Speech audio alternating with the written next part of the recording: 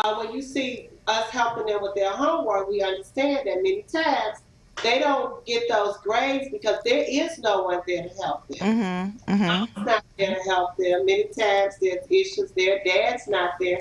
So when they go home with homework, a lot of times they're left alone. And if they didn't Wow. understand it at school, they're not going to understand it at home. So Mhm. they can come here. We close at 6 to the general population. They can come here. They can get on the computers and they can have tutoring here. And then on the weekends, we don't open to 12. So the kids can come from 9 to 12 and be tutored on the weekend. I was going to And so say. our goal is to get every child to be an honor roll student Uh-huh. that deserves it. Mhm.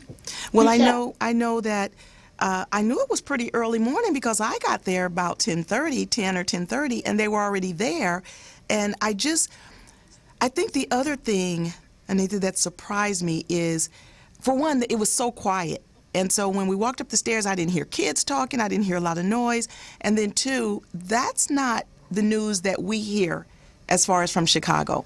So when we opened that door and saw all those kids there on a Saturday morning when a lot of other kids may be home either eating some cereal and watching cartoons or already out in the street, for you to have that many children there on a Saturday morning, and you can tell that they're there often, it wasn't new to them. That was impressive in itself, and it just brought me to tears. I was so overwhelmed and proud of what you're doing, and it surprised me because this is what I do. I work in programs all day long, every day. Eat, sleep, and drink this.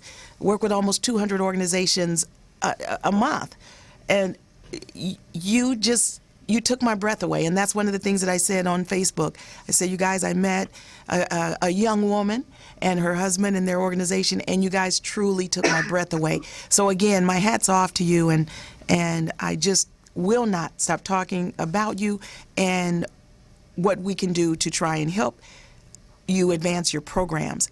So I do have a couple of questions that came in. One of them, there's Jeff from Seal Beach, California, and he says, if I want to partner with either the organization in Chicago or any other organization that's not local in California, how would I do that? And Jeff, I'm going to answer that question, but first I want her to tell what programs they have, and then we can talk about how you can collaborate with them. You notice I said collaborate instead of partner. It's the same thing, but in the nonprofit arena, the term collaboration is used a lot more than partner. So, beautiful lady, tell them some of your other services that you offer. Okay, this is I don't know if you can see it, but if you go to our website at www.rtw.betcenter.org, all the programs are listed. But I'm going to go through them really quick for you. Our flagship program is our feeding program because we serve over 50,000 free meals a year. Mm-hmm. And let's just say this, we're not funded by the city, the state, the federal government. We don't have any grant money, and we haven't had any grant money. We don't have private philanthropists writing us checks. However, Sister Sherita is going to change all of that. Okay? So Putting me learn on the from me first. spot. Yes, she's going to change all of that. So if you're listening and you're not a part of the 360 program, I would just suggest that everybody become part of that because that's the way that we can all outreach and collaborate together. Yeah. So our flagship program is our feeding program. Uh-huh. And then we have right under that, we have all of our veteran programs Mm-hmm. and our veteran and our general population programs. We have a clothing program. If you walk in like today, I think 7 or 8 coats were given out today, people that came in. Mm-hmm. And sometimes they don't even ask, they just have on a hoodie. You know they You cold, know they're but cold. they don't know they can get a coat. So Right. we'll just say, do you need a coat? Yeah. And if they need, we'll go and we'll get the coat. Now, we get coats because people are nice enough during this time of the year. I'm always appealing if you have an extra coat, a winter coat, if you have something warm, drop it off. People don't have coats. Mm-hmm. So people drop them off. As soon as they drop them off, we give them out. Mm-hmm. We try to make sure that they're clean, but so we make sure people have. And in the month of December, okay, in the month of December, we're going to have our clothing, and you cannot see it, but this says our clothing and our toy giveaway. Uh-huh. So the month of December, we give away 250 brand new coats, Wow. brand new scarves, brand new hats, brand new gloves, and a pair of socks. And Wow. that's every year. And that is a partnership that we have with the Zakat Foundation. Uh-huh. And they actually bring the coats and we distribute them out. And but during the year, all year round, we give away clothes. I hope Every that day. you're I hope that you're tracking that as your in-kind contributions. Well, you have to teach me all Yeah. of that. And that's Okay. and that's So also for my I'm going to audience. learn. That's also for my listeners. Anytime that you receive anything besides money, you want to start keeping a tally that is in-kind donations, because grant funders will ask you, have you received any funding or contributions including in-kind? Because in-kind is just as valuable as money. Suppose you had to buy those 250 coats and scarves and socks. Even if, let's say, it was only $10. Well, 250 times $10, what is that? 25,000? 2,500? I'm horrible at math. Anyway, that means that you would have to spend that money. So, and that's why in kind is so important.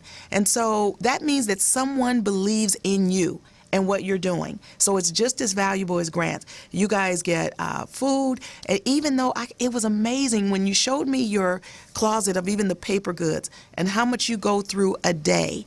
It is so vital for you to start getting additional sponsorships to cover even the paper plates and cups and utensils, napkins that you use on a daily basis. Because when you showed me that and show how much you go through a day, people don't think about that and the need for that. Well, there are stores, local stores, that we definitely want to help you start developing some letters so that you can get in-kind contributions. Do you guys have like Smart and Final there, or Costco? Costco, but I haven't heard of Smart and Okay. Final. Well, Costco, even Kmart, Target, you want to start asking them also for Walmart for in kind. There's a lot of organizations that even though they give dollars, they also give in kind. If they see the magic that you are doing between those four walls and outside, the lives you're impacting outside of your walls, they can't help but you're going to be pulling on their heartstrings, and they're going to be helping you also with in-kind contributions. Now, I also see that you have crime prevention here on your website, and so obviously with what you're doing, you're helping to prevent crime. Just Jack alone, so, and you guys, I mean, I can't help stop mentioning him because he was just so amazing. And when he started telling me about his felonies, and he said, but I didn't even like women. I didn't even want her to talk to me. But he just loves you to death. And you can see it, the sincerity. There's no faking that. There's just absolutely no faking that. And he was excited to be there, dressed in uniform, and they stood there proudly with me. I was honored. I'm truly honored. So tell me about the bill that you're initiating and what brought that about. Okay, and a little bit about going back with the crime prevention, and then I'm gonna get right to that. Okay, good, good. Today, this is what happened to me yesterday, and this is all documented. I had never ever heard of an agency, ever Uh-huh. heard of an agency. And day before yesterday, today is Wednesday, on Monday I was contacted. There was an African American agency that was here in the city of Chicago that had made the papers and was in trouble of their program closing. Uh-huh.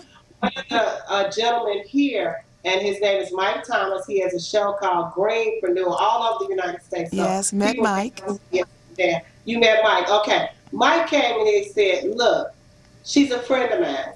She's in trouble. They're not making their numbers for employment. And they have to have people hired immediately, like 30 or 40, like now. I said, Mike, I'm not doing that until after. He said, we need to save this agency. Period. This agency does a lot. They're just not making their numbers. Uh-huh. And I said, okay, what do you want me to do? He said, I need 40 jobs in 2 days. You have to do it. You have to do it. I said, Mike, I have to put everything aside. He said, you have to do it. We have to save this agency. To make a Wow. long story short, you can contact ABJ yourself if you like. To make a long story short, we made 38, the number that was hired. was 38 by 5 o'clock. Two by 5 o'clock it was 38. Oh my Two more gosh. people, two more people had went online and had did application because Uh-huh. they had master degrees and different things. So Right. I said, look, go online, do apps. I'm gonna make some calls and I'm gonna see what I can do. So two of the attorneys that was at our fundraiser on Friday picked up both of the people. So by 7 o'clock our time, we had made 40. The agency didn't say. So that right there stops crime. Yes. Economics stops crime. Yes. Yes. Let me tell you, people have, I think a lot of times people have the wrong conception of what creates crime. Hmm. There's no crime in Skokie. There's no crime in Winnetka. There's no crime in Indian Hills. There's no crime in those places. Everybody on the block have 3, 4 flat screens. Nobody's breaking in nobody's house to get a flat screen TV. Right. Right. Nobody's stealing no cars. Right. Everybody has a Mercedes.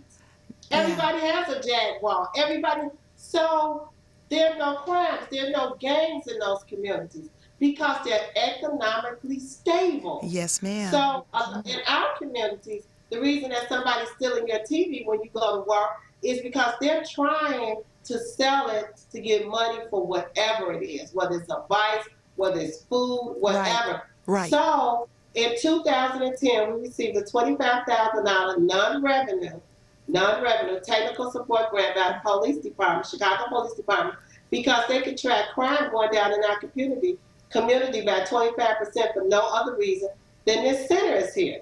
And the reason that happens is because we're placing people on jobs, Yes. 80 to 100 people a month, Mm-hmm. no funding, remember? Mm-hmm. And we're taking them to work. And that's what I was showing you, Miss Sherita. I said, look at the vans. Yeah. Those are my cars. My Yeah. cars are now those vans. Yeah. Because we could get, there's no shortage of jobs.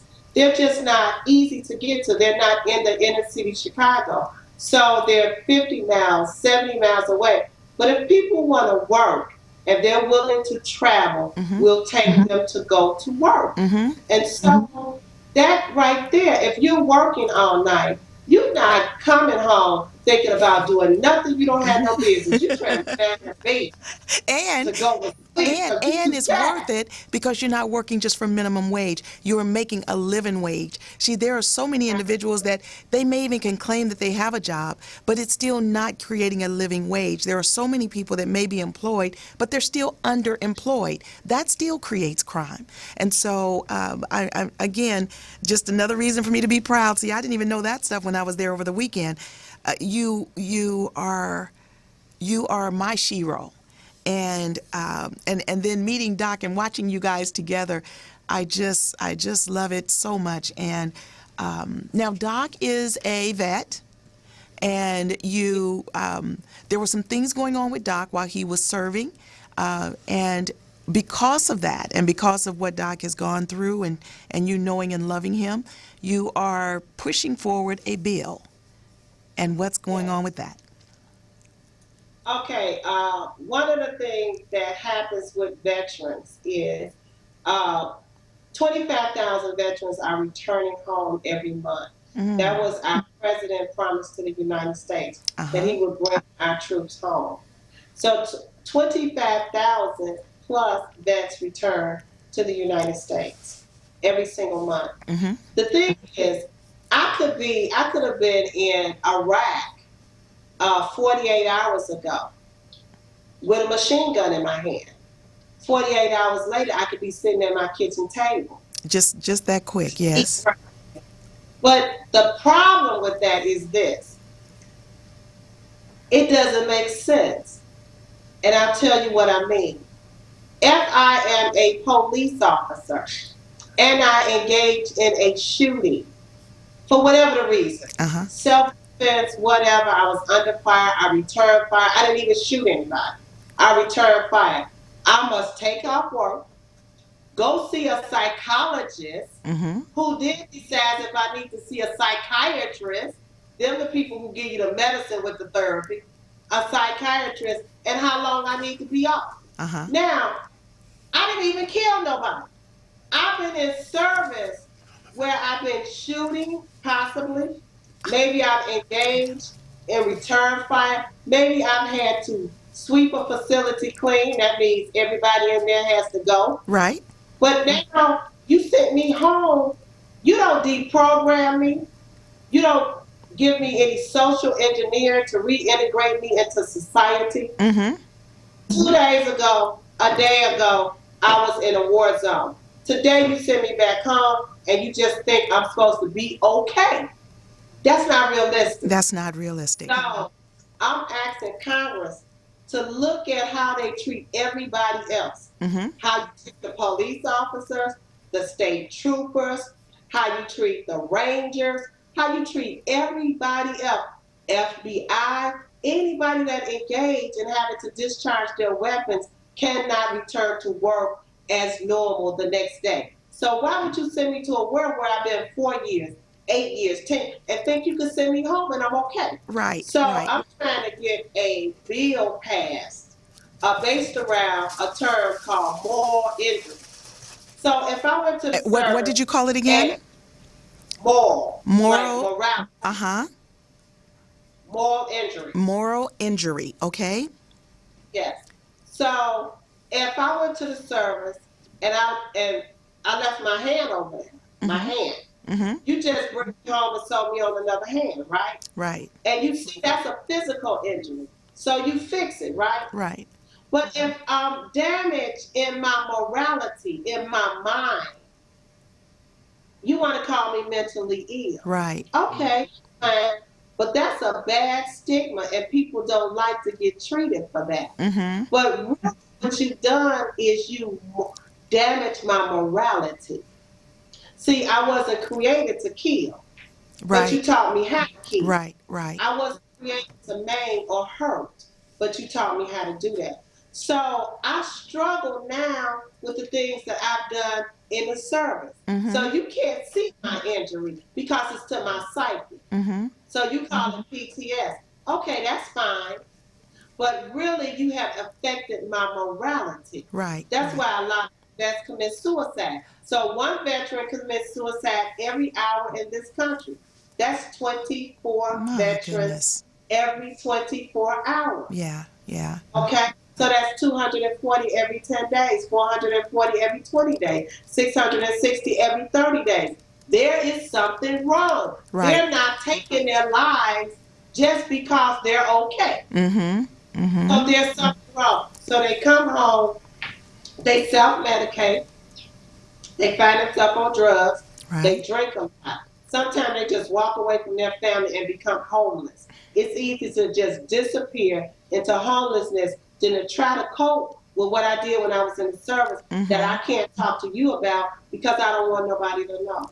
Yeah. So it's easy for me to just leave because I don't want to hurt you. I don't want to wake up one day and have a flashback and hurt you. Wow. So sometimes they just disappear from their families to protect them.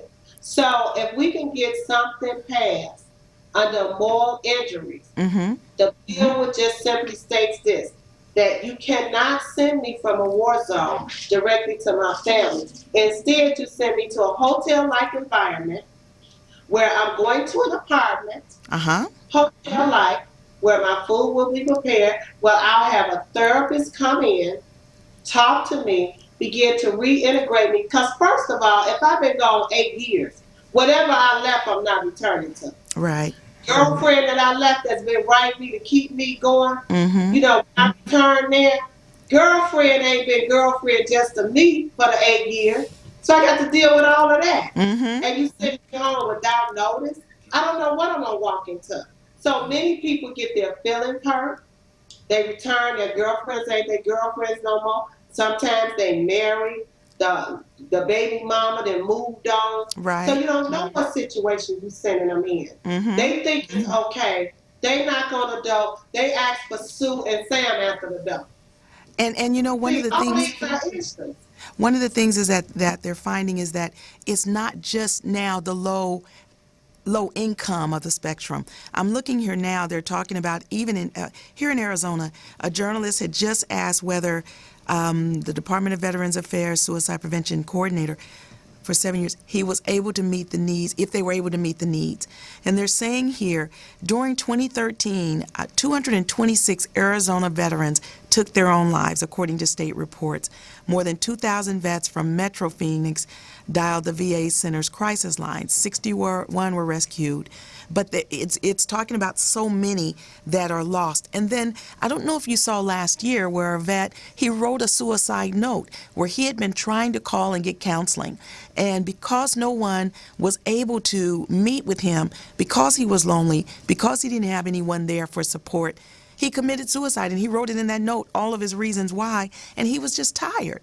And so with what you're doing, again, and it must be your passion, because you can tell I mean, this is what you think about all the time. You're strategizing on ways to help. What if you had the ideal situation and looking at what your organization's needs are? Give me maybe your top 5 things of what you need next to help your organization to run more smoothly. I need real estate. So you need a building? We actually house 28 people Okay. that would otherwise be riding the trains at night, Uh-huh. looking for an abandoned building, looking for an abandoned car, Mm-hmm. at the police station, sleeping, sitting up in the hospital. Uh-huh. It's too cold to just sleep on a park bench now. Right. Although some still do. Right. It's really too cold. So if we had the housing, people are walking away and have, when the real estate boom crashed, a lot of people just walked away because they were upside down. Mm. I'm saying to the banks that have thousands of non-performing notes boarded up that you still have to pay insurance, property tax on, you still have to pay utilities in some cases on. I'm saying, why don't you look at organizations like ours Mm-hmm. and actually meet with us and say, how many pieces can you possibly take to rehab or to put back in a performing status where you can house people who would otherwise be homeless? Well, one of the things that I suggest is start making a list of the buildings that are in your area. So many organizations don't realize that cities are giving buildings for $1, whether they give it to you for $1 or lease it to you for $1. So when I was just there, I was showing how even out of I think it was Washington, an organization got a building for $1, and the city gave them over $400,000 to rehab the building. So there's various ways to start looking at and expanding your programs and services, and let's not neglect the fact of looking at those opportunities, and so that when you are funded, those dollars can be used for direct service versus the building, because we're going to work on trying to get that for you for $1, along with a lot of our other C360 affiliates. For anyone that is running programs or would like to talk to my wonderful guest, you can call us at 323-965-1600. That's 323-965-1600. Also, while it's on my mind, I was doing some grant searching, and I know that you and I are looking at a grant right now that we're going to be looking at for your organization, but just doing a simple search. Yay! I just got the news, you guys, that she's going to actually look at it for us. So, yay! Oh, you got someone there with you? Me, I'm saying yay. Oh, Yay. well, the AGL organization, it's AGL Resources Private Foundation. And not only do they fund for veterans programs, but they fund for minority programs. So they're saying here, let me just give you a little bit of their information. It supports programs designed to promote energy assistance, minority leadership, women leadership, arts and cultures, and programs designed to serve low-income seniors also. The foundation supports K through 12 public and secondary schools, colleges. So those are some of the other organizations besides nonprofits, and they're organizations that are designed to promote literacy, math, and science. So you guys are already promoting those and working with young people. Let's go down, and then they're saying here their fields of interest: arts, business industry, economic development, education, reading, environment and beautification projects, higher education, leadership development, secondary and school education, and then their population groups: aging, economically disadvantaged, minorities, and women. Their geographic focus: Florida, Georgia, Illinois, Maryland, New Jersey, Tennessee, Texas, and Virginia. Plus, they will give dollars for building renovation, emergency funds, program development, and seed money, which is startup money for programs. So again, and their website for even my listeners, if you go to aglresources.com, that's aglresources.com. But my sister, I'm going to keep this for us to be looking at also, because I believe in you. I believe in what you're doing.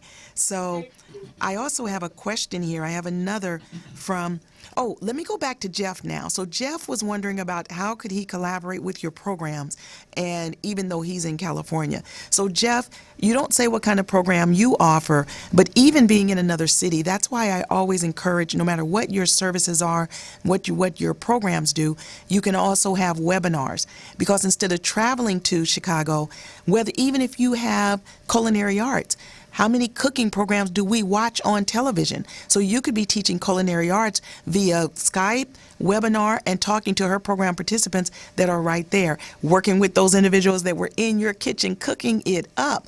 You can even have a culinary arts program, my dear, right there in your building, right where you are, producing the food for your program and also teaching culinary arts. So Jeff, depending on what kind of program you have, still there's opportunities for you to do that virtually. Now, also, my sister, we have, it's Mohammed in Chicago, and he says, do I have to be a nonprofit to work with another nonprofit? Absolutely not. You can be an individual just with an idea or something that you want to bring to programs and services, or you can be a small business that you want to do some things, you're community driven, you're one of those social entrepreneurs. You can collaborate with this wonderful facility, and they will serve as your fiscal agent, and grants can cover whatever it is that you're wanting to do with the organization while also bringing dollars to them to support their services. So again, if anyone would like to call in and speak to Ms. Anita and about the organization RTW, you can call us at 323-965-1600. That's 323-965-1600.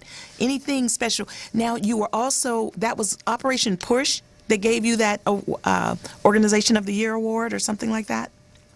The Vanguard Award, yes. It Oh, was Rainbow Push Coalition, Rainbow Push. known as Operation Push, with Good. Reverend Jesse L. Jackson. Yeah, yeah. You know, I hate that I See, didn't get a chance to go to that, but you did look beautiful when you came back to the facility, and you look beautiful now. Where's Doc? Is he hiding out? well, actually, he has to meet a deadline for the city of Chicago Uh-huh. because one of the things that Miss Sherita brought up that I didn't even mention to her, she said, all the things that you all are doing, but are you doing any gardening? And I Yeah, said, oh, wonderful. I'm glad you asked. and I have That's why pictures of you that too. asked.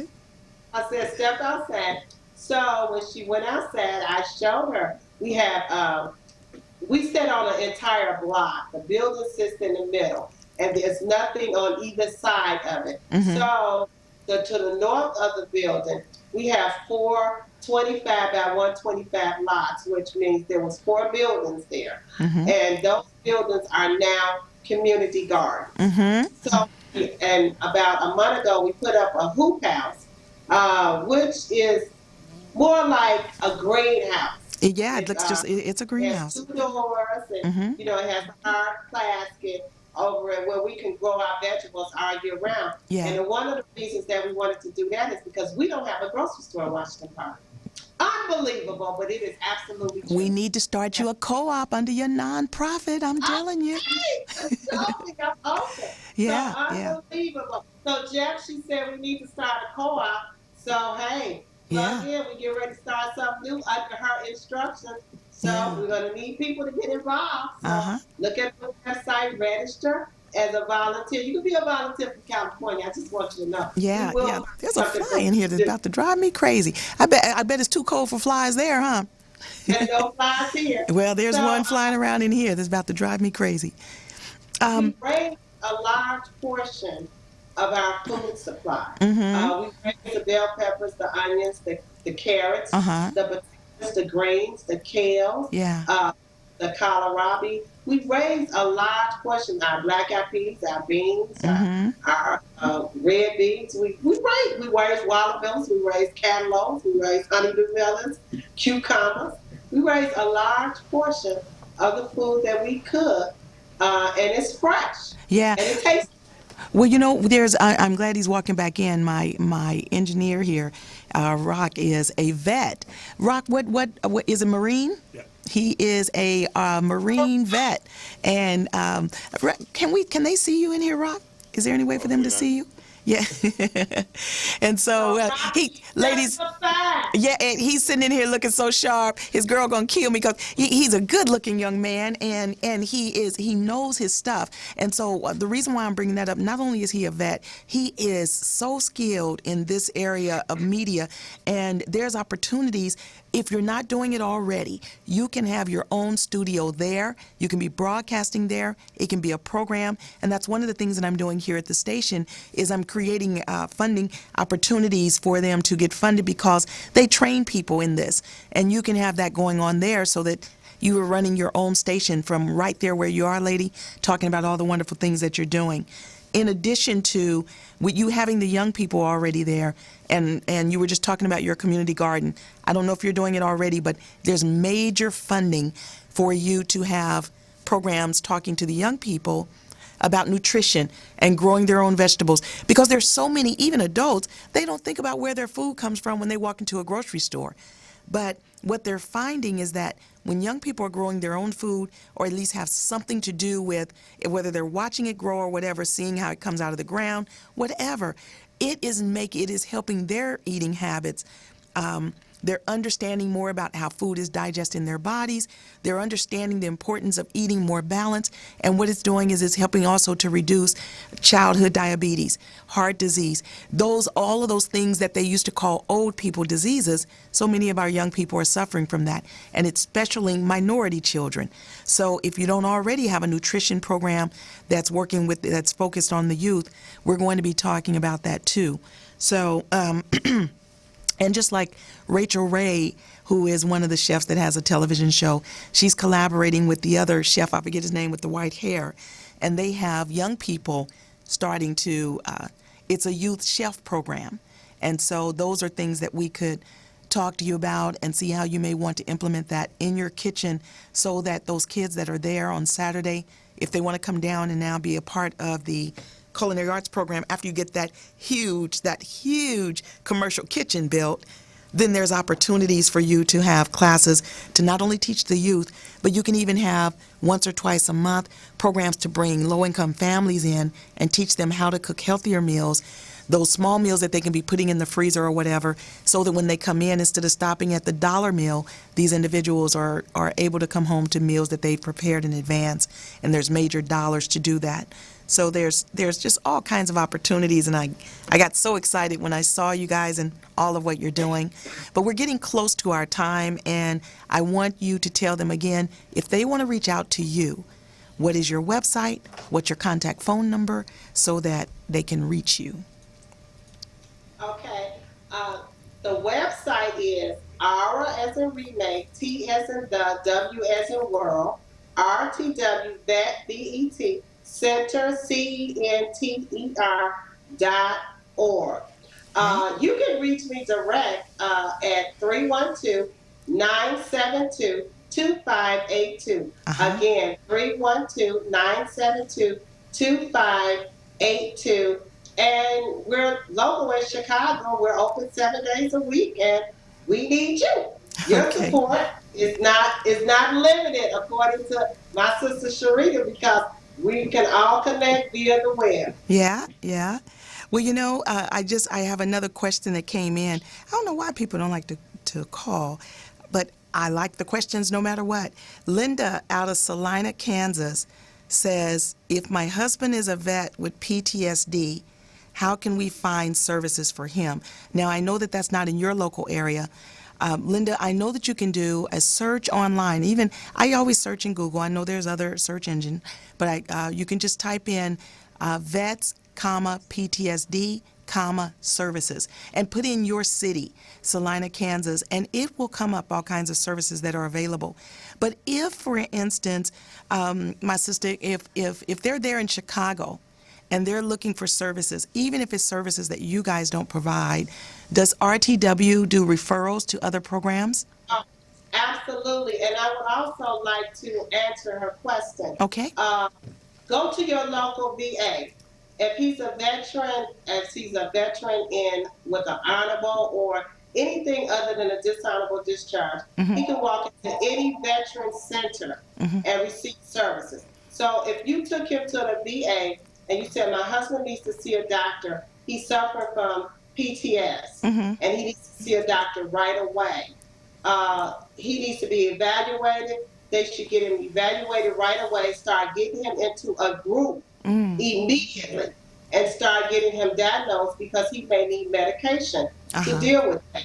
And as well as medication, he probably is going to need some group therapy so that he can start going before his peers and they can begin to talk about what creates the PTS. So any VA, you can call 411 in your local area, Mm-hmm. ask for your local VA. If you're not already taking him to the VA and he's not already going, and go to the VA and say, my husband is suffering from PTS and we need immediate attention. Okay. Now tell me this.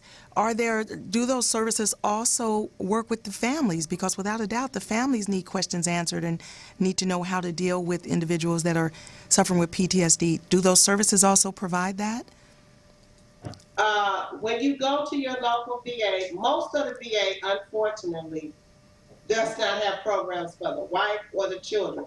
Mm. However, what you can do is connect with your local VA and ask for their peer support groups. Okay. And so there are groups that formulate that's outside of the VA for wives just like me. My husband is PTS, paranoid, schizophrenic, severe, all of that. Mm-hmm. And I think he's the smartest man in the whole world. I think he's brilliant. I love him. But is he medicated? Does he take medication? Yes, because he went into the service as a genius, but he came out broken. But Mm-hmm. he mad, and I love him. And with the proper medication, he functions very I well just in love her. society. Oh my God, I And just if he love her. don't take it, I know. So I said, "Come on, baby, I got a little pill for you. Yeah. Open up, and drink and this, and now swallow." and you know what, when people usually only think, when they think of PTSD, they normally only think of veterans. Do you know one of the fastest growing populations for PTSD is firemen?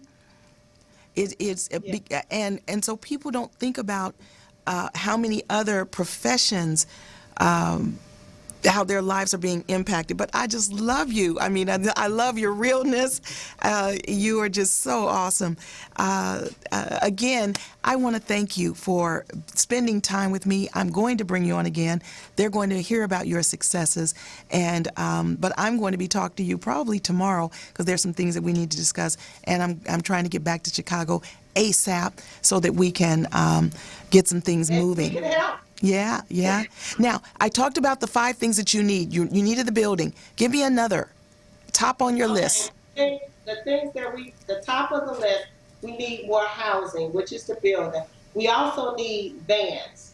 Beds. We could take another 100 people to work a month if Yes. we had vans. We Oh, just don't have vans. VANS. Yes. vans. Okay. Vans. So We one of the, always need coats and things because it's cold up here. We okay. always need clothes Okay. and paper goods. We use thousands of paper goods a day, thousands. Uh-huh. Paper bowls, forks, cups, Mm-hmm. napkins.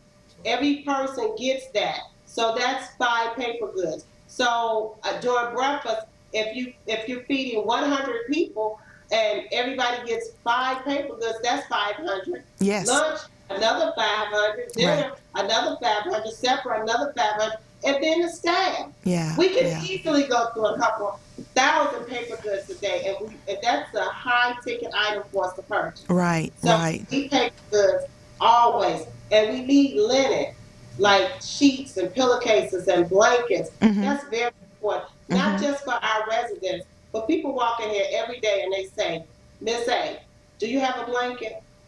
I'm sleeping in an abandoned car, but it's Right. cold. I would Right. have a blanket. I used to tell people I build houses every day. And people would say, well, what you mean? Because I would go around to the stores every day and get boxes. Because people would come, we're right across from the park, and they would say, let's say you got a box for me? And Yeah. I would give them cardboard boxes. Yeah. And they, and blankets and pillows. And they would bring the blanket and pillow back the next day. When they wake up, the cardboard would blow off, Yeah. or somebody would take it. Yeah. And tomorrow they need another cardboard box. And and people don't realize how much a cardboard box protects you from the wind or the dampness, just to have something to be under. And so Yeah. you never know. Don't judge, because so many of us are a check away from homeless. Well, my dear, again, we're on my closing hour. I want to thank you so much for being on Drive Time with Sherita J. I love you, dear. You're my new Chicago sister, and we'll be talking tomorrow. Yes, thank you for having us on the show, and thank you for what you committed to doing for our center. All right. I know because we've met you, our lives are going to change positively forever. And I thank you for. And this kiss is for you. Yeah. Love you. I feel it. I feel it. All right. Have a good one. I'll call you tomorrow. All righty. You guys, thank you. See you next week.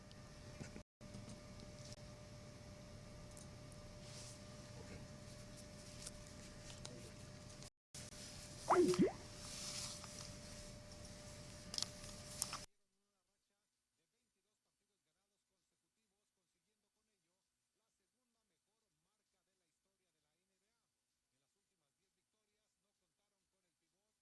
you feel, man?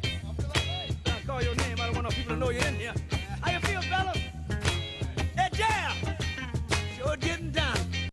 Gotta take you high.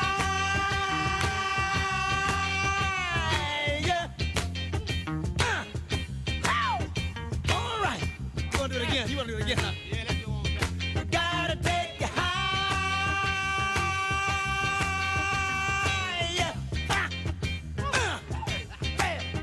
Power Lunch with Sherita J. If we could get more people to collaborate with our nonprofits, we could be bringing a lot more programs back to our schools, because there's grants where there's been a music program or an arts program or fine language program cut. There's grants where individuals could bring those programs into the schools and collaborate. So that's why I never shut up about this. C360. That stands for Collaborative 360, and that's where we've launched a program where we are identifying the grant funders and writing the grants for our affiliates. That could even be you if you're not already a part of C360. And Kim, again, I'm always touching on where there's grants. Even when you're doing your show, because you're touching on self-esteem, leadership skills, fighting obesity or whatever, you could be taking that into schools, and grants could cover it when you do that. There's a picture with you with Oprah. You did something on the O Network. I did a game show on the Oprah Winfrey Network. I was a co-host of a show called Are You Normal America? And by the way, we are not normal. You got that entire experience. I mean, how many people can say that? It was great. And you can feel her energy. She has a power, a beautiful, quiet power that is actually rooted in this and how much she gives. It helps people to live again, hope again, and dream again. Yeah. I'm going to use that. Thank you, Jean. Speak myself and Rita here. You want to get your charity to full tank? Man, does this woman deliver. She gets your charity to full tank. Wow. Okay. I always talk to people about operating in their passion, and if you're in your passion every day, how much more rewarding that's going to be, and easier for you to wake up even on days when it's not easy. Again, this is Sherita J, and I am happy to be bringing you our show.